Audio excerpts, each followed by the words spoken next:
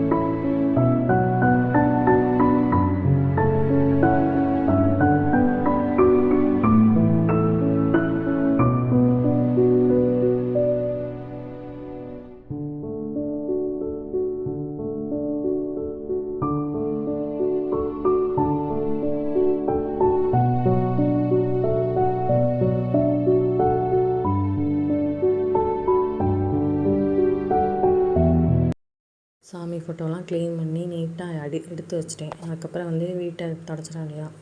வீட்டுக்கும் அதே மாதிரி தான் மஞ்சள் பொடி, பச்சை கற்பூரம் போட்டு நான் கொஞ்சம் உப்பு போட்டுக்கோங்க. உப்பு போட்டு நல்லா வீடை நல்லா கழுவி விட்டுருக்கேன். நான் எப்போயுமே இதான் பண்ணுவேன்.